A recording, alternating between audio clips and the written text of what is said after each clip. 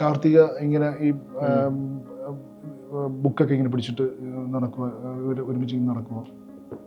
അപ്പോൾ ഇങ്ങനെ ലാലേട്ടൻ പറയും, അവർ പറയുക നമ്മളൊന്നും എന്തുകൊണ്ടെന്ന് ഇങ്ങനെ ഇത് പറയാൻ പുള്ളി ശ്രമിക്കുമോ. അപ്പോൾ ഇങ്ങനെ പുള്ളി പ്ലേ ഔട്ട് ചെയ്ത് അപ്പം ഈ കാർത്തികയുടെ ഫേസിൽ ചെറിയൊരു ചിരി അപ്പം പുള്ളിക്ക് മനസ്സിലാവും, ഇത് പുള്ളി റിയലൈസ് ചെയ്യും, ഇത് ലവ്, ഇത് കറക്റ്റ് വീണമെന്നുള്ളൊരു സാധനം പുള്ളിക്കിട്ട്.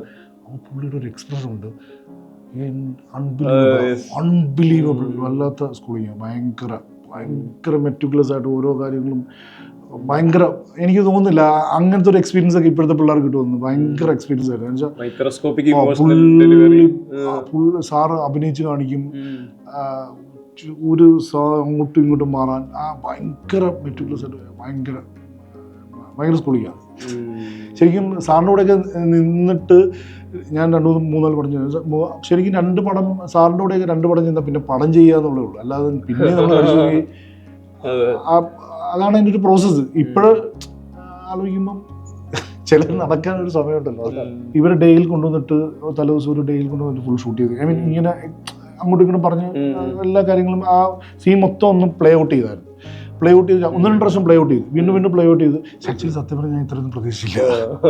സീരിയസ്ലി കുഴപ്പമില്ലാത്തൊരു സിനിമ എടുത്തിട്ടുണ്ടെന്നുള്ളൊരു വിശ്വാസം ഉണ്ടായിരുന്നു. ഈ സിനിമ കണ്ടാൽ ആരും കുറ്റം പറയത്തില്ലെന്ന് എനിക്ക് അത് ഭയങ്കര കോൺഫിഡൻ്റ് ആയിരുന്നു. ജിത്തു സംസാരിക്കുന്ന സമയത്ത് തോന്നുന്നു ഈ ഭയങ്കരമായിട്ട് ടീം വർക്കിനെ ഒരു ടീം വർക്ക് ഒരിക്കലും എൻ്റെ കൂടെ കറക്റ്റായിട്ട് ഞാൻ ഏറ്റവും ഇതിനകത്ത് കടപ്പെട്ടിരിക്കുന്നത്, ഞാൻ നേരത്തെ പറഞ്ഞു ജിനീഷ് ചന്ദ്രൻ. ഒരാളുടെ 2 വർഷം ഒരാള് നമുക്ക് വേണ്ടി തരിക എന്ന് പറഞ്ഞു കഴിഞ്ഞാൽ അത് ഞാൻ പല സമയത്തും വീണ് പോയിട്ടുണ്ട്. ഐ മീൻ ഇപ്പം ഈ ഷൂട്ടിന് മുമ്പാണെങ്കിലും ഷൂട്ടിന് അപ്പോൾ എൻ്റെ അടുത്ത് ജിനീഷ് പറയും, ചേട്ടാ ഇപ്പം എഴുന്നേറ്റോ, ഇപ്പം വീണു എഴുന്നേറ്റോ എന്ന് പറയും. അപ്പോൾ അങ്ങനെ ജിനീഷ് എൻ്റെ കൂടെ എനിക്കത് മറക്കാൻ പറ്റത്തില്ല. ജിനീഷ് ചെയ്തിട്ടുണ്ട്, റോബിയായിട്ട് ഭയങ്കര സിങ്കായിരുന്നു. പിന്നെ ചമൻ ചാക്കോ എനിക്ക് ബ്രില്യൻ്റ് ആയിരുന്നു. ചമൻ ചാക്കോയായിട്ടുള്ളൊരു വർക്കിംഗ് ഒരു ഭയങ്കര എക്സ്പീരിയൻസ് ആയിരുന്നു. അവൻ്റെ എഡിറ്റും ആ ടൈം സ്പെൻഡ് ചെയ്യുന്നത് ഭയങ്കര രസമാണ്. ഗിവ് ആൻഡ് ടേക്ക് പോലെ ഞങ്ങൾ ഓരോന്നും എനിക്ക് ഭയങ്കര കംഫർട്ടബിൾ ആയിരുന്നു. പുള്ളി എനിക്ക് തോന്നുന്നു ചമ പറയും, ചേട്ടാ ഞാൻ ഏറ്റവും കൂടുതൽ ഈ പടത്തിന് വേണ്ടിയാണ് സ്പെൻഡ് ചെയ്തത്. നമ്മൾ അതുപോലെ ഇന്ന് അങ്ങനെ. പിന്നെ ഓഫ് കോഴ്സ് മാർട്ടിനും ഷാഹിമിൻ്റെ പാർട്സാണ് ആ നേരത്തെ ആദ്യം പോലെ അവരായിട്ടാണ് തുടങ്ങിയത്. എന്നാൽ പോലും പിന്നെ ഓവറോൾ ഇപ്പം ഞാൻ പിന്നെ ഷെബീർ എന്ന് പറയുന്നതിൻ്റെ പ്രൊഡക്ഷൻ കൺട്രോളർ എടുത്ത് പറയണം. പുള്ളിയും ഇതേപോലെ ഈ പടത്തിൻ്റെ പുറകെ 1-1.5 വർഷമായിട്ട് പുള്ളി ട്രാവൽ ചെയ്ത് ബേസിക്കലി നമ്മൾ ഫ്രണ്ട്സാണ്. കുറേ എല്ലാവരെയും അറിയാം. ഇപ്പം ദിലീപ് ആണെങ്കിലും അങ്ങനെ റോണക്സ് ആണെങ്കിലും സിംഗറാണ്, അങ്ങനെ എല്ലാവരെയും നമുക്ക് ഇതിൻ്റെ ക്രൂ മെമ്പേഴ്സിന് നമുക്ക് നേരത്തെ പരിചയമുള്ള അല്ല. പെട്ടെന്ന് ഒരാൾ വന്നു കഴിഞ്ഞാൽ നമുക്ക് നമ്മളുമായിട്ട് ഐ മീൻ എങ്ങനെ അസോസിയേഷൻ ഒന്നും അറിയില്ല. പക്ഷെ അല്ലാതെ ഭയങ്കര സിങ്കായിട്ടുള്ള ആൾക്കാരാണ്. അങ്ങനെയുള്ള ആൾക്കാരുമായിട്ട് വർക്ക് ചെയ്യുമ്പോൾ തന്നെ നമുക്ക് എന്താണ് വേണ്ടതെന്നോ അല്ലെങ്കിൽ നമ്മുടെ എന്താണെന്ന് എല്ലാവർക്കും അറിയാം, നമ്മുടെ ന്യൂനതകളും അറിയാം. അപ്പോൾ എല്ലാം ഇപ്പം നമുക്ക് പ്രശ്നങ്ങളുണ്ടെങ്കിൽ അവർക്ക് വന്ന് ധൈര്യമായിട്ട് പറയാം. ജിനീഷിൻ്റെ അടുത്ത് ഒരു ചേട്ടാ അത് ശരിയാണോ എന്ന് എപ്പോഴും ചോദിക്കും. അപ്പം ഞാൻ രണ്ടാമതൊന്ന് ചിന്തിക്കും. ഇപ്പം ഞാൻ എപ്പോഴും ഞാൻ അങ്ങനെ പറയുന്ന ഒരാളാണ്. അപ്പം ഇതിൽ എനിക്ക് ജിനീഷ് അതുപോലെയായിരുന്നു. ഞാൻ എന്നെ പോലെയായിരുന്നു ജിനീഷ് എന്ന് എനിക്ക് തോന്നിയിട്ടുണ്ട് പലപ്പോഴും.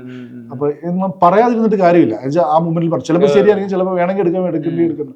പക്ഷെ പറയാന്നുള്ളതാണ്. അങ്ങനത്തെ ഒരു ടീം ഉണ്ടെങ്കിൽ മാത്രമേ നമുക്കൊരു ഒരു നല്ലൊരു പ്രോഡക്റ്റ് ഉണ്ടാക്കാൻ പറ്റത്തുള്ളൂ എനിക്ക് വിശ്വാസം. ഈ ഇപ്പൊ പറഞ്ഞ പോലെ ഫ്രണ്ട്ഷിപ്പ് അവിടെ നിന്ന് കളക്റ്റീവായിട്ട് ഇതെല്ലാം ചെയ്യുന്നു. ഇതെല്ലാം സംസാരിക്കുമ്പോൾ എനിക്ക് തോന്നുന്നു ഒരു പോയിന്റ് ആദ്യത്തെ സിനിമ അനൗൺസ് ചെയ്ത് നടക്കാതെ പോകുന്നുണ്ട്. അവിടെ ഭയങ്കര ഈ പറഞ്ഞ ട്രോമകൾ ഇതിനു മുമ്പ് വേറെ പടം നടക്കാതെ ഈ ഒരു ജേണിയിലെ ഈ ലോങ് ജേണിയില് ഈ പലതവണ വീഴുന്ന പോലെ ആയിട്ടുണ്ട്. അവിടെ എല്ലാം തിരിച്ചു പിടിച്ചല്ലോ. അന്നും കൂടെ ഉണ്ടായിരുന്നെല്ലാം ഇവര് തന്നെ അങ്ങനെ ഓരോ സമയത്ത് ഓരോ ആൾക്കാരുണ്ടായിരുന്നു, ഓരോ സുഹൃത്തുക്കളുണ്ടായിരുന്നു. ഞാൻ പിന്നെ ഒരുപാട് ഇപ്പം ഞാൻ കുറച്ചാളെ ഇൻഡസ്ട്രിയിലായിരുന്നെങ്കിൽ ഒരുപാട് പടങ്ങളൊന്നും ഞാൻ ചെയ്തിട്ടില്ല. ഞാൻ ഐ മീൻ അങ്ങനെ ഒരുപാട് വലിച്ചുവാരി പടഞ്ഞ് നല്ല സിനിമകൾ ചെയ്യണം എന്ന് പറഞ്ഞിട്ട് അങ്ങനെ അസോസിയേഷൻ ചെയ്ത് പോകുന്ന ഒരാളായിരുന്നു ഞാൻ. ഇപ്പം ഞാൻ മാർട്ടിൻ്റെ കൂടെ കൂടിയിട്ട് ഇപ്പം 8 വർഷം 9 വർഷമായിട്ട് ആ സമയത്ത് 4 പടങ്ങൾ മാർച്ച് ചെയ്ത് ഒറ്റ പടം ബ്രഹ്മം മാത്രമേ ഉള്ളൂ. അപ്പം അത് മാത്രമേ ഉള്ളൂ. എങ്ങനെ ഇപ്പൊ ശരിക്കും ഒരു മൊമെന്റ് എങ്ങനെയായി ഫൈനലി നമ്മൾ നമ്മുടെ സിനിമ ചെയ്തല്ലോ? അങ്ങനെ പറയാൻ എനിക്കറിയില്ല. അത് ശരിക്കും ആദ്യത്തെ കുറച്ചു നേരമേ ആ ഒരു മൊമെന്റ് ഉള്ളു. അത് കഴിഞ്ഞാൽ പിന്നെ നമ്മൾ ആ മൊമെന്റിൽ നമുക്ക് എന്തോ നമുക്ക് വേറൊരു ട്രാൻസ്ല പോലെ തോന്നും. പിന്നെ നമ്മള് ബാക്ക് ടു നോർമൽ. ശരിക്കും ഇവിടുന്ന് ഈ ഒരു സിനിമ ഹിറ്റ് ചെയ്യുന്നത് ലൈഫില് ഇങ്ങനെ ഞാൻ ഒരു സിനിമ ചെയ്യണം, സിനിമയുടെ പാർട്ടാവണം, സിനിമയ്ക്ക് എന്തോ വണ്ടർ ഉണ്ട് അങ്ങനെയൊക്കെ തോന്നുന്നു? ഞാൻ ഭയങ്കരമായിട്ട് സിനിമ കാണുന്ന ഒരാളായിരുന്നു പണ്ട് പോലെ. അങ്ങനെ അപ്പം എൻ്റെ ഒരു പണ്ടൊരു സുഹൃത്തുണ്ടായിരുന്നു, വർഗീസ് എന്ന് പറഞ്ഞൊരു സുഹൃത്തുണ്ടായിരുന്നു. അപ്പം വർഗീസിൻ്റെ അച്ഛൻ സെൻട്രൽ പിക്ചേഴ്സിൻ്റെ മാനേജറായിരുന്നു. അപ്പം പുള്ളി ഇങ്ങനെ അപ്പം ഞാൻ പഠിച്ചുകൊണ്ടിരിക്കുന്ന സമയം, പഠിച്ചുകൊണ്ടിരിക്കുന്ന സമയത്ത് വീട്ടിൽ നിന്ന് അപ്പം എനിക്ക് അസിസ്റ്റൻ്റാണ്, അപ്പോൾ വീട്ടിൽ നിന്ന് വിട്ടില്ല. അപ്പം പുള്ളി സെൻട്രൽ പിക്ചേഴ്സ് പുള്ളിക്ക് ഭയങ്കര അസോസിയേഷൻ, അന്ന് സെൻട്രൽ പിക്ചേഴ്സ് ഇഷ്ടംമാതിരി പടം ചെയ്യുന്ന സമയമായിരുന്നു. അങ്ങനെ നോക്കിയപ്പം അത് നടന്നില്ല, വീട്ടിൽ സമ്മതിച്ചില്ല. ഞാൻ PG എടുത്ത് അത് കഴിഞ്ഞ് ഞാൻ കോപ്പി റൈറ്ററായിട്ട് ബാംഗ്ലൂർ ജോലി പോയി. അതൊക്കെ കഴിഞ്ഞിട്ടൊക്കെയാണ് പിന്നെ നമ്മൾ കുറച്ച് കഴിയുമ്പോൾ നമ്മുടെ രീതിയിലേക്ക് വരുള്ളൂ. പിന്നെ ആദ്യം ആഡിലായിരുന്നു, അത് കഴിഞ്ഞിട്ടാണ് ഞാൻ തിരിച്ചു വന്നിട്ടാണ് ബ്ലസ്സി സാറിൻ്റെ കൂടെ കയറുന്നത്. അതും ഇങ്ങനെ എൻ്റെ 2 ഫ്രണ്ട്സുകാരനാണ്. കാഴ്ചയായിരുന്നു, ഫസ്റ്റ് പടം കാഴ്ചയായിരുന്നു. അതും ഇതുപോലെ ലാസ്റ്റ് സമയത്ത് സുനിൽ എന്ന് പറഞ്ഞ എൻ്റെ എനിക്ക് സുനിലിനെ പരിചയപ്പെടുത്തിയത് ലത്തീഫ് എന്ന് പറഞ്ഞ എൻ്റെ സുഹൃത്ത്. എൻ്റെ അന്ന് ഇപ്പം നിങ്ങൾ പറയുന്നതൊക്കെ എന്നെ കെട്ടിപ്പിടിച്ച് കരഞ്ഞൊരു സുഹൃത്തില്ലേ ലത്തീഫ്, പുള്ളിയാണ് എന്നെ സിനിമയിലേക്ക് കയറ്റുന്നത്. ഈ സുനിൽ വഴിയാണ്. സുനിൽ പക്ഷെ മരിച്ചുപോയി. അങ്ങനെയാണ് സുനിലിന് ബ്ലസ് സാറിന് പരിചയം ഉണ്ടായിരുന്നത്. അങ്ങനെയാണ് സിനിമയിലേക്ക് കയറുന്നത്. അതാണ് സിനിമാ ജേണിയുടെ തുടക്കം. അതാണ്. ഈ സ്കൂളുകൾ ഭയങ്കര രസമാണല്ലോ. വല്ലാത്ത സ്കൂളിങ്, ഭയങ്കര മെറ്റിക്കുലസ് ആയിട്ട് ഓരോ കാര്യങ്ങളും ഭയങ്കര, എനിക്ക് തോന്നുന്നില്ല അങ്ങനത്തെ ഒരു എക്സ്പീരിയൻസ് ഒക്കെ ഇപ്പോഴത്തെ പിള്ളേർക്ക് കിട്ടുമെന്ന്. ഭയങ്കര എക്സ്പീരിയൻസ് ആയിരുന്നു. സാറ് അഭിനയിച്ച് കാണിക്കും, ഒരു അങ്ങോട്ടും ഇങ്ങോട്ടും മാറാൻ ഭയങ്കര മെറ്റിക്കുലസ് ആയിട്ട് ഭയങ്കര സ്കൂളിങ്ങാണ്. ശരിക്കും സാറിൻ്റെ കൂടെയൊക്കെ നിന്നിട്ട് ഞാൻ 2-3 പടം ചെയ്തു. ശരിക്കും 2 പടം സാറിൻ്റെ കൂടെയൊക്കെ 2 പടം ചെയ്താൽ പിന്നെ പടം ചെയ്യുക എന്നുള്ളതേ ഉള്ളൂ. അല്ലാതെ പിന്നെ നമ്മൾ അതാണ് അതിൻ്റെ ഒരു പ്രോസസ്സ്. ഇപ്പോഴും ആലോചിക്കുമ്പം ചിലത് നടക്കാൻ ഒരു സമയമുണ്ടല്ലോ. സിനിമ കാണലൊക്കെ പറഞ്ഞ പോലെ തന്നെ എനിക്ക് തോന്നുന്നു ഈ ജേണിയില് സ്വന്തം സിനിമ എന്നുള്ളതിലോട്ട് എത്തുന്ന അത്രയും ടൈമിൽ നമ്മൾ അത്രമാത്രം അപ്ഡേറ്റഡ് ആയിരിക്കണം. ക്രിയേറ്റീവ് ടെക്നിക്കൽ സൈഡിലൂടെ ആകുമ്പോൾ നമുക്ക് ടെക്നിക്കൽ നോളജ്, എന്തൊക്കെ നമുക്ക് ചെയ്യാം, ഇപ്പോൾ നമുക്ക് എങ്ങനെ ഇത് മിനിമലി എത്ര മാക്സിമം യൂസ് ചെയ്യാം, ഇതെല്ലാം നമ്മുടെ തലമുറ പോകുന്നുള്ളൂ. അങ്ങനെ ഒരു എഫേർട്ട് എടുക്കൽ ശരിക്കും എങ്ങനെയായിരുന്നു ഇത് പഠിക്കുക അറിയുക എന്നുള്ളതിന്? ടെക്നിക്കലി അപ്ഡേറ്റഡ് ആകുക പറഞ്ഞാൽ നമ്മൾ നല്ല സിനിമകൾ കാണുക എന്നുള്ളൂ. നല്ല ഫിലിം മേക്കേഴ്സിനെ ഫോളോ ചെയ്യുക. ചില ഫിലിം മേക്കേഴ്സിനെ നമ്മൾ കറക്റ്റായിട്ട് ഫോളോ ചെയ്യുക. ഇപ്പം നമ്മളിപ്പോൾ ബേസിക്കലി ഒരു എഴുത്തുകാരനാണെങ്കിൽ ആദ്യം നമ്മൾ ഇമിറ്റേറ്റ് ചെയ്യുക എന്നുള്ളതാണ്. എന്നിട്ട് നമ്മുടെ സ്വന്തം ഒരു ക്രിയേഷൻ കൊണ്ടുവരിക. അങ്ങനെയാണ് പലരും പറയുന്നത് കേട്ടിട്ടുള്ളത്. എന്ന് പറഞ്ഞാൽ നല്ല സിനിമകൾ കാണുമ്പോൾ നമ്മുടെ ചിന്താഗതിയും, അല്ലെങ്കിൽ ഇപ്പോൾ ഈവൻ ഷോർട്ടാണെങ്കിലും ഒരു ലീനിയർ പോലെ ലാറ്ററൽ തിങ്കിങ് ഇല്ല. ഇപ്പം ഒരെണ്ണത്തിനെ പല രീതിയിൽ കാണുക എന്നുള്ളതല്ലേ, അത് ഓരോ ഡയറക്ടേഴ്സും ഡിഫറെൻ്റ് ആയിട്ട്. ഈവൻ ഷോർട്ടുകളാണെങ്കിലും ആ സീൻ കൺസീവ് ചെയ്യുന്ന രീതിയാണെങ്കിലും അത് ഭയങ്കര ലേണിങ്. ഓരോ നമ്മൾ ഇപ്പം പുറത്തെ സിനിമകൾ അല്ലെങ്കിൽ ഇവിടുത്തെ ആണെങ്കിലും നോക്കിയാൽ ചിലർ കാഴ്ച കാണുന്ന വേറൊരു രീതിയിലായിരിക്കും. ആ കാഴ്ച നമുക്കും കിട്ടിയാൽ രക്ഷപ്പെട്ടു. ഈ സിനിമയിലെ മൊമെന്റുകൾ പറയുമ്പോഴേ എനിക്ക് അതുപോലെ ഭയങ്കര രസമുള്ള ഒരു മൊമെന്റ് ആയി തോന്നിയ പോർഷൻ ആയിരുന്നു മനോജ് കെയുവിന്റെ വീട്ടിലുള്ള ആ മൊമെന്റ്. എനിക്ക് ഇഷ്ടപ്പെട്ട പോർഷൻ അവിടെ ആശുപോലെ ബ്രീത്തിങ് സ്പേസ് കൊടുത്തു. ജമ്പില്ല, സ്പീഡില്ല. കാരണം അവിടെ ബാക്ക്ഗ്രൗണ്ട് സ്കോറിന്റെ ഭയങ്കരമായിട്ടുള്ള അതിപ്രസരങ്ങളൊന്നുമേ ഇല്ല. ആ ആംബിയൻസ് വീടിന്റെയാണ്. അവിടെ ഇവർ വരുന്നത്, ഇരിക്കുന്നത്, സംസാരിക്കുന്നത് ഭയങ്കര സ്ലോ ആയിട്ടാണ് ഇത് ബേൺ ചെയ്തിട്ടുള്ളത്. അതുകൊണ്ട് തന്നെ ഇത് ഹൈ ആയിട്ട് കത്തുന്നുണ്ട്. അതിന്റെ ഒരു വേർഡ്സ് അതിന്റെ പ്രത്യേകിച്ച് ആ ഒരു പെർട്ടിക്കുലർ പോയിന്റിലുമാണല്ലോ സംഭവിക്കുന്നത്. അപ്പോൾ ആ ഒരു സീക്വൻസിന്റെ ഒരു എഴുത്തും ഇതിന്റെ ഒരു ഷോർട്ട് ഡിവിഷൻ പ്ലാനും അതെല്ലാം എങ്ങനെയായിരുന്നു ശരിക്കും? അങ്ങനെ ആക്ച്വലി ഇത് എഴുതി പിന്നെയും ഇത് വർക്ക് ചെയ്തു. അതിനകത്ത് മൈന്യൂട്ടായിട്ടുള്ള പല കാര്യങ്ങളും വർക്ക് ചെയ്തു. സ്ക്രിപ്റ്റ് തന്നെയാണ് വർക്ക് ചെയ്യുന്നത്. സ്ക്രിപ്റ്റ് വർക്ക് ചെയ്ത് കഴിഞ്ഞാൽ ബേസിക്കലി ആ സീൻ ഭയങ്കര ഇമ്പോർട്ടൻ്റ് ആയിട്ടുള്ള കാരണം നമ്മളത് ഒന്ന് ഷൂട്ട് ചെയ്ത് നോക്കിയായിരുന്നു. ഐ മീൻ വെറുതെ ഒന്ന് ഷൂട്ട് ചെയ്ത് നോക്കി. ഷൂട്ട് എന്ന് വെച്ചാൽ ഷോർട്ട് വെച്ചിട്ടല്ല, ഇവരുടെ പെർഫോമൻസും ഇത് എങ്ങനെ ഇവർ ഇത് ചെയ്യുന്നു എന്ന് പറഞ്ഞാൽ എന്ന് വെച്ചാൽ നമ്മളിതിപ്പം നൈറ്റ് ആണല്ലോ. അപ്പം ഇവരെ ഡേയിൽ കൊണ്ടുവന്നിട്ട് തലേദിവസം ഒരു ഡേയിൽ കൊണ്ടുവന്നിട്ട് ഫുൾ ഷൂട്ട് ചെയ്ത് ഐ മീൻ ഇങ്ങനെ അങ്ങോട്ടും ഇങ്ങോട്ടും പറഞ്ഞ് എല്ലാ കാര്യങ്ങളും ആ സീൻ മൊത്തം ഒന്ന് പ്ലേ ഔട്ട് ചെയ്തായിരുന്നു. പ്ലേ ഔട്ട് ചെയ്ത് 1-2 പ്രാവശ്യം പ്ലേ ഔട്ട് ചെയ്തു, വീണ്ടും പ്ലേ ഔട്ട് ചെയ്ത്. ശരിക്കും ആദ്യം ഇവർക്ക് സ്ക്രിപ്റ്റ് കൊടുത്തിട്ടില്ലായിരുന്നു. ഐ മീൻ എന്താണ് ഇവരുടെ ഇതിന്റെ കഥ, എന്താണ് സംഭവം, അവിടെ വെച്ചിട്ടാണ് ആദ്യമായിട്ട് കൊടുക്കുന്നത്. അല്ലാതെ നേരത്തെ ഇവർ അറിഞ്ഞിട്ട് ചെയ്യുന്ന പരിപാടിയല്ല. അങ്ങനെയാണ് അതിനെ കണ്ടത്. അതിന് ശരിക്കും എന്തായിരുന്നു രസം ഈ പറഞ്ഞ ഒരു നേരത്തെ ഫീഡ് ചെയ്യാതെ ഈ ഓൺ ലൊക്കേഷനിൽ കൊടുക്കുന്നതില്? ഇല്ല, അതിന്റെ പാളിച്ചകളുണ്ട്, നല്ലതുണ്ട്. അത് പക്ഷെ എങ്ങനെ അത് ചിലപ്പോൾ ശരിയാവും, ചിലപ്പോൾ ശരിയാവത്തില്ല. അത് പിന്നീട് അത് തോന്നി അതിന്റെ ആവശ്യം ഉണ്ടായിരുന്നില്ല എന്ന് തോന്നി. എന്ന് വെച്ചാൽ ഇവരെ ആ പ്രോസസ്സിലേക്ക് വരാൻ വേണ്ടി ഒരു ടൈം എടുത്തായിരുന്നു. അത് ശരിക്കും അത് കുറെ നമ്പർ ഓഫ് ഡേയ്സ് കുറെ പോയതാണ്. ഷൂട്ട് ചെയ്യാൻ നല്ല ടൈം എടുത്തത്. പെട്ടെന്ന് ഷൂട്ട് ചെയ്ത് പോകാൻ പറ്റില്ല. ആ വീട്ടിൽ ഒരുപാട് ഷൂട്ട് ചെയ്തിട്ടുണ്ട്. വെച്ചാൽ ആ വീട്ടില് തീരുന്നേ ഇല്ല. ഈ പോർഷൻ തീർന്നു, അല്ലാതെ വേറെ പല പോർഷനും തീരുന്നേ ഇല്ല. ആ വീട്ടിൽ ഷൂട്ട് അങ്ങനെ കുറെ ലാസ്റ്റൊക്കെയാണ് ആ വീട്ടിലെ പോർഷൻസ് ഒക്കെ തീർന്നത്. വീടുമായിട്ടുള്ള ബന്ധം ഭയങ്കര ദൃഢമായി ഈ ഓഫീസിൽ വരുന്ന പോസിറ്റീവ് റിവ്യൂസ്, റെസ്പോൺസുകൾ, ഇത് ഭയങ്കര പെട്ടെന്നുള്ള ബൂമായിരുന്നു. എനിക്ക് അറിയാം, ഇന്നൊരു മാറ്റിനി കഴിയുമ്പോഴത്തേക്കും നോക്കുമ്പോൾ ബുക്ക് മൈ ഷോയിൽ മൊത്തം ഫില്ലാവുന്നു. എങ്ങും പോസിറ്റീവ് റിവ്യൂസ്, ട്വിറ്ററിൽ എല്ലായിടത്തും റിവ്യൂസ് ഭയങ്കര പോസിറ്റീവായി വരുന്നു. സിനിമാ സമരം വരെ പറഞ്ഞേക്കുന്ന ഒരു ടൈമില് സിനിമകൾ വിജയിക്കുന്നത് അവിടെയാണ് ഇങ്ങനൊരു സിനിമ വരുന്നു. അതിന് ഈ പറഞ്ഞ ഈ വിജയത്തിലേക്ക് ആളുടെ ആക്സെപ്റ്റൻസിലോട്ട് കയറി പോകുന്നത്. ശരിക്കും സിനിമയുടെ സക്സസ്, ഈ സക്സസിന്റെ ഡ്യൂറേഷൻ ശരിക്കും ഒരു മേക്കർക്ക് എങ്ങനെയാണ് അതിനെ എൻജോയ് ചെയ്യുന്നെങ്കിലും? ആക്ച്വലി സത്യം പറഞ്ഞാൽ ഞാൻ ഇത്രയൊന്നും പ്രതീക്ഷിച്ചില്ല. സീരിയസ്ലി കുഴപ്പമില്ലാത്തൊരു സിനിമ എടുത്തിട്ടുണ്ടെന്നുള്ളൊരു വിശ്വാസം ഉണ്ടായിരുന്നു. ഈ സിനിമ കണ്ടാൽ ആരും കുറ്റം പറയത്തില്ലെന്ന് എനിക്ക് അത് ഭയങ്കര കോൺഫിഡൻ്റ് ആയിരുന്നു.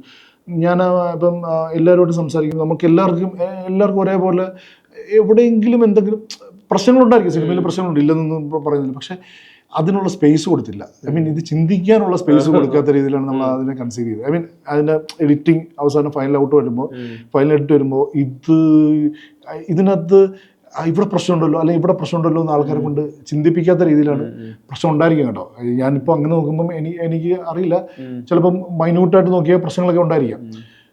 അങ്ങനെ ഒരു ചിന്ത പ്രേക്ഷകന് കൊടുക്കാത്ത രീതിയിലാണ് അതിൻ്റെ ഒരു പേസിങ് അതുപോലെയായിരുന്നു. സെക്കൻഡ് ഹാഫ് ആണെങ്കിലും ഫസ്റ്റ് ഹാഫ് ഭയങ്കര കോൺഫിഡൻ്റ് ആയിരുന്നു. കാരണം ഫസ്റ്റ് ഹാഫിൽ അതുപോലെ കഥ അങ്ങനെ പിടിച്ചിരുന്ന സാധനം ഉണ്ടായിരുന്നു, പിടിച്ചിരുന്ന ഭയങ്കര മൊമെന്റ്സ് ഉണ്ടായിരുന്നു. നേരത്തെ പറഞ്ഞ പോലെ ആ സീക്വൻസ്, അങ്ങനത്തെ സീക്വൻസ്, അതിൻ്റെ ഒരു ട്രോമ അല്ലെങ്കിൽ ഞെട്ടിക്കുന്ന ചില കാണുമ്പം ഇങ്ങനെ തോന്നുന്ന ചില ഇതൊക്കെ ഉള്ള കാരണം അത് സേഫായിരുന്നു. പിന്നെ സെക്കൻഡ് ഹാഫിലേക്ക് നമ്മൾ എങ്ങനെ പറയും, എങ്ങനെ പേസിൽ പറയും എന്നുള്ളൊരു സംഭവം മാത്രമായിരുന്നു. ഇത്രയും ഹ്യൂജ് റിസപ്ഷൻ ഒരിക്കലും പ്രതീക്ഷയില്ല. പിന്നെ നല്ലൊരു സിനിമ ചെയ്തിട്ട് ഇങ്ങനെ റിസപ്ഷൻ കിട്ടുമ്പോൾ ഭയങ്കര സന്തോഷമുണ്ട്. എന്നുവെച്ചാൽ നമുക്ക് ഏതാണ് ഇത് ആക്ച്വലി ഇത് എന്തായാലും കുറ്റം ആരെങ്കിലും ഇങ്ങനെ സിനിമ കണ്ടിട്ട് നഷ്ടമെന്ന് അങ്ങനെ ഡെഫിനറ്റായിട്ട് തോന്നത്തില്ലെന്ന് ഭയങ്കര കോൺഫിഡൻസ് ആയിരുന്നു. ആ ഒരു പിന്നെ പുതിയതായിട്ട് എന്തെങ്കിലുമൊക്കെ പിന്നെ എനിക്ക് ബേസിക്കലി കൂടുതലും സന്തോഷം ഓൾമോസ്റ്റ് ഒരു 90% ആക്ടേഴ്സിന്റെ പെർഫോമൻസ് എല്ലാവരും എടുത്തു പറയുമ്പോൾ, ഇപ്പം നമ്മൾ ഇപ്പം ഈ ഗ്യാങ്ങിൻ്റെ ആണെങ്കിൽ പറയുവാണെങ്കിൽ അതിനകത്ത് വിശാഖിൻ്റെ സ്വാഗ് അല്ലെങ്കിൽ വിശാഖിൻ്റെ സ്റ്റൈല് അല്ലെങ്കിൽ വിശാഖിൻ്റെ പെർഫോമൻസ്, വിശാഖ് ഭയങ്കര മൈന്യൂട്ടായിട്ട് പല കാര്യങ്ങളും പഠിച്ചിട്ടുണ്ട്. ലയ, ഐശ്വര്യ, ഇവരെല്ലാം റംസാനെ പുതിയൊരു രീതിയിൽ എനിക്കതും ഭയങ്കര സന്തോഷമാണ്. ഒരാളെ വെച്ചിട്ട് പുതിയൊരു രീതിയിൽ എന്തെങ്കിലും എക്സ്പെരിമെന്റ് ചെയ്യാൻ പറ്റിയതിൽ പുള്ളി ഡാൻസും അല്ലെങ്കിൽ റൊമാൻസ് ആ രീതിയിൽ അല്ലാതെ പുള്ളിയെ മാറ്റി ചെയ്യിച്ചു. പിന്നെ ഇതിനകത്ത് എനിക്ക് എടുത്തു പറയുന്നത് വിഷ്ണുവിൻ്റെ പെർഫോമൻസ് ആണ് കൂടുതൽ ഷെയ്ഡ്സ് ഉള്ളത്. ഞാൻ ഇന്നലെ ഇങ്ങനെ ആരോട്ടോ സംസാരിച്ചപ്പോൾ ആരോ ഇങ്ങനെ വിളിച്ചപ്പോൾ ഞാൻ പറഞ്ഞതാണ്, ശരിക്കും വിഷ്ണുവിൻ്റെ ഫസ്റ്റ് കോൺഫ്ലിക്റ്റിൽ വിഷ്ണുവിൻ്റെ വേറൊരു സോബറായിട്ട് അടക്കി, സെക്കൻഡ് കോൺഫ്ലിക്റ്റിൽ വിഷ്ണുവാണ് വൈൽഡ് ആണ്. അപ്പോൾ അയാളുടെ ക്യാരക്ടറൈസേഷന് ഭയങ്കര ഒരു ഇത്. പിന്നെ അതുപോലെ ഈ വീട്ടിലേക്ക് വരുന്ന തോമസിന്റെ മനോജിന്റെ വീട്ടിലേക്ക് വരുമ്പം അയാളുടെ കയ്യിലാണ് സിനിമ കുറച്ച്. ഐ മീൻ അയാളാണ് അത് പ്ലേ ഔട്ട് ചെയ്ത് കൊണ്ടുപോകുന്നത്. എനിക്ക് ഭയങ്കര ഈസി ആയിട്ട് പെർഫോം ചെയ്ത ഒരു ഭയങ്കര രസമാണ്. എനിക്ക് ആ പെർഫോമൻസ് ഭയങ്കര രസമായിട്ട് എനിക്കത് ഭയങ്കര. പിന്നെ ഈ മറ്റുള്ള പെൺകുട്ടികളെയൊക്കെ നമ്മൾ ഓഡിഷൻ ചെയ്തിട്ട്, ഈ വിഷ്ണുവിനെ ഓഡിഷൻ ചെയ്തായിരുന്നു, പക്ഷെ വിഷ്ണു പെർഫോമർ ആയിരുന്നു. അപ്പോൾ ഓഡിഷൻ ചെയ്യുമ്പോൾ ഞാൻ പറഞ്ഞു ഓഡിഷൻ ചെയ്യേണ്ട കാര്യമില്ല, അന്വേഷിപ്പിൽ കണ്ടതാണ് ഓഡിഷൻ ചെയ്യേണ്ട കാര്യമില്ല എന്ന് പറഞ്ഞു. പിന്നെ റംസാനെ ഓഡിഷൻ ചെയ്ത് നോക്കിയാൽ ഈ ക്യാരക്ടർ എങ്ങനെ പ്ലേ ഔട്ട് ചെയ്യും പുള്ളിയെ. പക്ഷെ പുള്ളി അതിനൊക്കെ വില്ലിങ് ആയിരുന്നു. പുള്ളിക്ക് അങ്ങനെയുള്ള പുള്ളി ഭയങ്കര കോപ്പറേറ്റീവ് ആയിരുന്നു. ഈ റംസാൻ പറഞ്ഞപ്പോൾ എനിക്ക് തോന്നുന്നു റംസാനും ചാക്കോനും തമ്മിലുള്ള പെർട്ടിക്കുലർ സീക്വൻസ് അത് മറ്റേ ശ്വാസം പിടിച്ചിരിക്കുന്ന എല്ലാവരും കാണുന്ന സീനായിരുന്നു. പ്രത്യേകിച്ച് ഒരു ഈ ഫിസിക്കൽ 1-to-1 എക്സ്ചേഞ്ചുകളൊക്കെ വരുമ്പോഴേ അതിലെ സൗണ്ട് നന്നായി പ്ലേ ചെയ്തിട്ടുണ്ട്. അത് തിയേറ്ററിൽ ഭയങ്കര ഇമ്പാക്ട്ഫുൾ ആണ്. ആ സീക്വൻസ് ഒക്കെ എടുക്കുമ്പോൾ ഒരു കൺഫൈൻഡ് സ്പേസ് ആണ്, അതിൻ്റെ അകത്താണ് ഇവർ തമ്മിലുള്ള എക്സ്ചേഞ്ചുകളെല്ലാം നടക്കുന്നത്. ഫിസിക്കലി ആവട്ടെ വെർബലി ആവട്ടെ, അത് പ്രോസസ് ചെയ്തെടുക്കുക, ഇതിന് ഇമ്പാക്ട് ഉണ്ടാവണം എന്നുള്ളൊരു നിർബന്ധം. അത് ശരിക്കും എങ്ങനെയായിരുന്നു? അവരുടെ ഒരു ഫോർമേഷനും ഷൂട്ടും കാര്യങ്ങളെല്ലാം ഇവരുടെ പെർഫോമൻസ് ആണെങ്കിലും അത് പക്ഷേ മറ്റുള്ള സീൻസ് വെച്ച് നോക്കുമ്പോൾ അങ്ങനെ ഈ ചാക്കോച്ചിന്റെ പെർഫോമൻസ് അത് മാത്രമാണ് നമ്മൾ കൂടുതൽ മാറുന്ന. അതെ, അതിനകത്തും ശരിക്കും എടുത്തു പറയേണ്ട ഒരാൾ കിരൺ എന്ന് പറഞ്ഞൊരു ഭയങ്കര സട്ടിലായിട്ടാണ് പുള്ളി അതിനെ കൊണ്ടുവരിക്കുന്നത്. എനിക്ക് അതെ അത് വളരെ ചെറിയൊരു റോളാണ്. അപ്പൊ നമ്മളിപ്പോ അപ്പൊ നമ്മളിങ്ങനെ അത് ചിലപ്പോ ഇപ്പൊ നമ്മൾ പുതിയൊരാളെ കൊണ്ട് ചെയ്യിച്ചാല് അല്ലെങ്കിൽ എനിക്കറിയില്ല അത് പുള്ളി അല്ലാതെ വേറെ ആരെങ്കിലും ചെയ്ത് കഴിഞ്ഞാൽ ഭയങ്കരമായിട്ട് പാളി പോകേണ്ട വളരെ ചെറിയ സംഭവമാണ്. പക്ഷെ അത് പുള്ളി തന്നെ കാണുന്നില്ല. എനിക്കത് ഭയങ്കര പുള്ളി അത് ചെയ്തത് എനിക്ക് ഭയങ്കര വർക്കായ ഒരു ഈ ഇപ്പൊ പറഞ്ഞ പോലെ സിനിമാറ്റിക് കാര്യങ്ങളൊക്കെ പറയുമ്പോൾ എനിക്ക് തോന്നുന്നു പല സീക്വൻസുകളിൽ ഇത് കാണുന്നവർ ട്രിഗർ ചെയ്യുന്നുണ്ട്. ചിലരില്ലെങ്കിലും ഡിസ്റ്റർബിങ് പോയിന്റുകൾ ഉണ്ടല്ലോ. അപ്പോൾ ഈ പല ആൾക്കാർ പറഞ്ഞിരുന്നു ഇത്രയും ഈ പറയുന്ന സൂയിസൈഡൽ സീക്വൻസ് ഒക്കെ വരുമ്പോൾ അതൊരു കൈൻഡ് ഓഫ് ഡിസ്റ്റർബിംഗ് ആണ്, ചിലർക്ക് ട്രോമറ്റൈസിങ് ആണ്. ഇപ്പോൾ പറയുന്ന ഒരു വീഡിയോന്റെ കാര്യം നേരത്തെ പറഞ്ഞ പോലെ ഇത്ര എക്സ്പീരിയൻസിൽ പോയിട്ടുള്ള ആളുകൾ അവർക്കൊരു ട്രോമറ്റൈസിങ് പോയിന്റിൽ സിനിമ കാണുന്നത് എന്നുള്ള എഴുത്തുകളിലൊക്കെ വായിച്ചിരുന്നു. അതിൽ ശരിക്കും എന്താ നിങ്ങളുടെ ഒരു ടേക്ക്? ആളുകളെ അല്ല, നമ്മുടെ ഇപ്പോഴത്തെ അവസ്ഥയിൽ എന്തൊക്കെയാണ് നടക്കുന്നത് നമ്മുടെ നാട്ടില്? ഇപ്പോഴത്തെ പിള്ളേർ എന്നുവെച്ചാൽ റാൽഫ് പഠിച്ച സമയത്തോ അല്ലെങ്കിൽ ഞാൻ പഠിച്ച സമയത്തോ ഒന്നും നമുക്ക് ഇപ്പം കഴിഞ്ഞിടയ്ക്ക് ഒരു കുട്ടി ഹെഡ് മാസ്റ്ററോട് സംസാരിക്കുന്ന ഇതായിട്ടുണ്ട്. നമ്മളൊക്കെ അതിൻ്റെ ആ ഏരിയയിൽ പോലും പോകത്തില്ല. എന്നുവെച്ചാൽ നമ്മൾ പറയുന്ന ഇപ്പോഴത്തെ അതുമല്ല, ഇപ്പോൾ ഏറ്റവും സങ്കടകരമായ കാര്യം വെച്ചാൽ നമ്മുടെ നാട്ടിൽ ഡ്രഗ്സിൻ്റെയും ഇതിൻ്റെയും ഇമ്പാക്റ്റ് കൊണ്ടിട്ട് എന്തൊക്കെയാണ് ആൾക്കാർ ചെയ്തു കൂട്ടുന്നത്, അല്ലെങ്കിൽ എങ്ങനെ എത്രമാത്രം വിഗ്രസ് ആയിട്ട് പബ്ലിക്കായിട്ട് നിന്ന് ചെയ്യുന്നു, ഓരോ കാര്യങ്ങൾ ചെയ്യുന്നു. കഴിഞ്ഞ ദിവസം പാലാരിവട്ടത്ത് ഇതുപോലെ ഒരു പെൺകുട്ടി ഇപ്പം ഏതൊരു ഇത് പിടിച്ചാലും ഡ്രഗ്സിൻ്റെ ആരെങ്കിലും പിടിച്ചാൽ ഒരു പെൺകുട്ടി അല്ലെങ്കിൽ അങ്ങനെ ഉള്ളു ഹൈലി എഡ്യൂക്കേറ്റഡ് ആയിട്ടുള്ള ആൾക്കാരും എല്ലാ അങ്ങനത്തെ ആൾക്കാരും എല്ലാ ഓൾ വാക്സ് ഓഫ് ലൈഫ് പണ്ട് എങ്ങനെയാണ് അതിൻ്റെ ഒരു എനിക്ക് നമ്മൾ ഭയങ്കര ചിന്തിക്കേണ്ട കാര്യമാണ്. നമ്മൾ ആ സൊസൈറ്റിയുടെ ആ ഒരു ആസ്പെക്ട് അതിന് കൊണ്ടുണ്ടാകുന്ന ദൂഷ്യഫലങ്ങളാണ് നമ്മൾ മെയിനായിട്ടും. അതാണ് ഇപ്പം പല ആൾക്കാരും കണ്ടിട്ട് അത് തന്നെയാണ് പറയുന്നത്. പേരൻസ് കണ്ടിട്ട് എൻ്റെ അനിയൻ്റെ മോൻ 10ാം ക്ലാസ്സിലാണ്. അപ്പോൾ അവനും സുഹൃത്തുക്കളും കൂടെ പോയി കണ്ടിട്ട് പറഞ്ഞത് ഇതൊരു പാഠമാണ്. എന്നെ ഇങ്കൂന്ന് വിളിക്കുന്നത്. ഇതൊരു ഭയങ്കര പാഠമാണ് ഇങ്കു, ഇത് ഇപ്പോഴത്തെ പിള്ളേർക്ക് പാഠമാണ്. 10ാം ക്ലാസ്സിൽ പഠിക്കുന്ന അവനങ്ങനെ പറയണമെങ്കിൽ അത് ഭയങ്കര ഒരു അങ്ങനെ ഇപ്പം പല ഇതിൽ നിന്നും ഇപ്പം ഷാഹിയുടെ ഒരു സുഹൃത്ത് ഇതേപോലെ പറഞ്ഞു. ഇതെല്ലാവരും ഭയങ്കര ഇപ്പോഴത്തെ സൊസൈറ്റിയിൽ നടക്കുന്ന പ്രശ്നങ്ങൾ അഡ്രസ് ചെയ്യുന്ന ഒരു പരിപാടി നമ്മൾ മനഃപൂർവ്വം അഡ്രസ് ചെയ്തതല്ല അത് അങ്ങനെ. പക്ഷെ അത് നമ്മൾ കമേഴ്ഷ്യൽ ആ ആസ്പെക്റ്റിൽ തന്നെയാണ് അതിനെ അഡ്രസ് ചെയ്തിരിക്കുന്നത്. അല്ല നമ്മളൊരു റിട്ടറിക് ആയിട്ടോ അല്ലെങ്കിൽ അതിന് ആ രീതിയിലേ കണ്ടിട്ടില്ല. പക്ഷെ ഈ ഒരു കമേഴ്ഷ്യൽ സിനിമ പറയുമ്പോഴും എവിടെയെങ്കിലും എവിടെയൊക്കെ ഒരു ചെറിയൊരു സോഷ്യൽ മെസ്സേജ് കൊടുക്കുക എന്നുള്ളത് അല്ലാതെ നമ്മൾ അതിനുവേണ്ടി സിനിമ എടുത്തല്ല കേട്ടോ. അത് പറയാൻ വേണ്ടി സിനിമ എടുത്തല്ല. അതിനുവേണ്ടി ഒരു സോഷ്യൽ മെസ്സേജ് പറയാനോ ഒന്നും അങ്ങനെ സോഷ്യൽ മെസ്സേജ് പറയാനോ നമുക്ക് സിനിമ എടുക്കാൻ പറ്റത്തില്ല. കമേഴ്ഷ്യൽ ഇതിൽ കൂടെ എന്റർടൈനിങ് രീതിയിൽ കൂടെ ഇതിനെ കാണിച്ചു കൊടുക്കുക എന്നുള്ളതേ. അല്ലാതെ അതിന് അല്ലെങ്കിൽ ഇതില് കമേഴ്ഷ്യൽ ഫോർമിൽ സെറ്റ് ചെയ്യുന്നതല്ലേ. പിന്നെ ഒരു ടൈലൻ സീക്വൻസ് എല്ലാം ശരിക്കും ഇതിനൊരു കമേഴ്ഷ്യലി പാക്ഡ് ആക്കണം. ഡെഫിനറ്റ്ലി അങ്ങനത്തെ ഒരു പ്ലാനിലോ ഡെഫിനറ്റ്ലി ആൾക്കാർ കാണണമല്ലോ. നമ്മളിപ്പം ഇപ്പം ആൾക്കാർ എനിക്ക് ആ കാര്യത്തിൽ ഭയങ്കര നിർബന്ധമുണ്ട്. ആൾക്കാർ കാണുന്ന സിനിമ എടുത്തിട്ടില്ലേ കാര്യമുള്ളൂ. എല്ലാത്ത സിനിമകളും മോശമെന്നല്ല ഞാൻ പറഞ്ഞത്.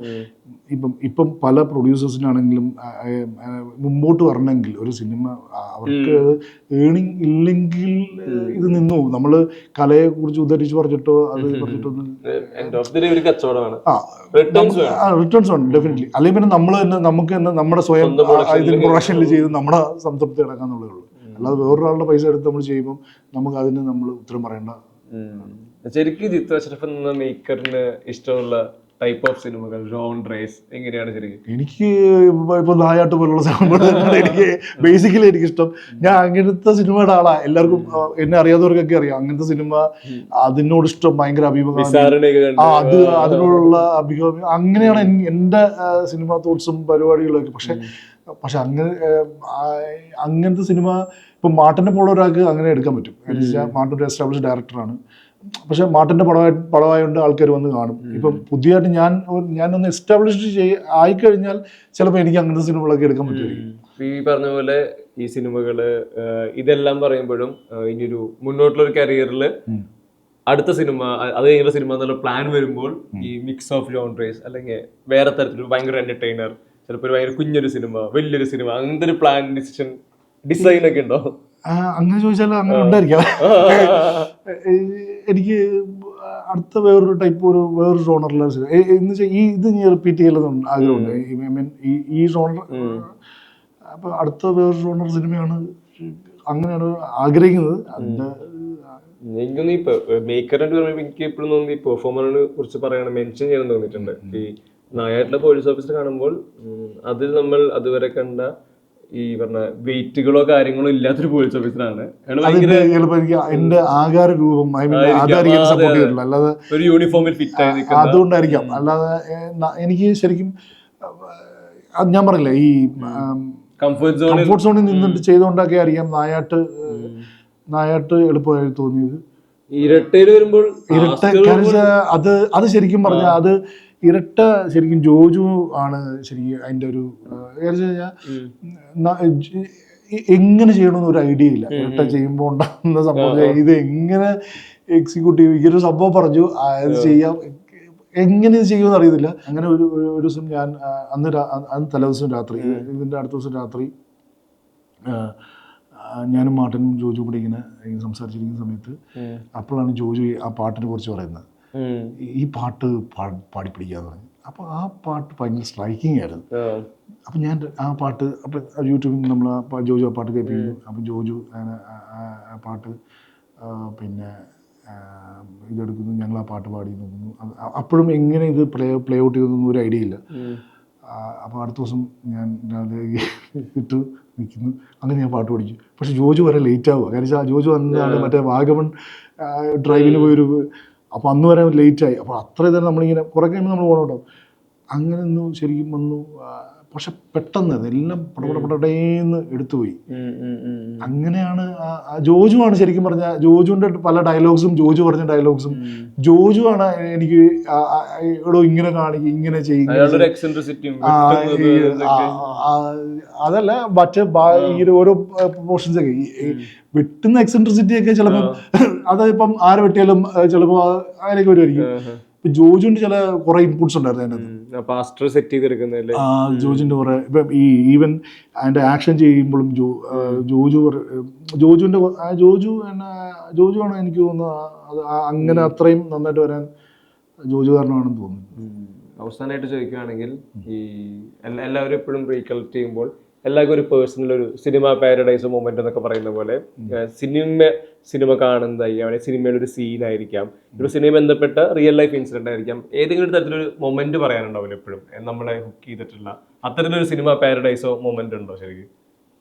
അങ്ങനെ എടുത്തു പറയാൻ ഒരുപാട് മൊമെന്റ്സ് അല്ലേ. നമ്മളിപ്പം ഇത്രയും പ്രായമായിട്ട് ഇത്രയും സിനിമകൾ കാണുമ്പോൾ ഒരുപാട് മൊമെന്റ്സ് ഉണ്ടായിരിക്കും നമുക്ക്. ഇങ്ങനെ എനിക്ക് അങ്ങനെ ഞാൻ എപ്പോഴും ചിന്തിക്കുന്ന ഒരു മൊമെൻ്റ് അല്ല, ഈ പെർഫോമൻസിൻ്റെ കാര്യം പറയുവാണെങ്കിൽ ഞാനെപ്പോഴും ഇതിനെക്കുറിച്ച് പലർത്തും ചർച്ച ചെയ്തിട്ടുള്ള ആണ്. ഇപ്പം അത് ആരെങ്കിലും എടുത്തു പറഞ്ഞിട്ടുണ്ടോ എന്ന് എനിക്കറിയില്ല.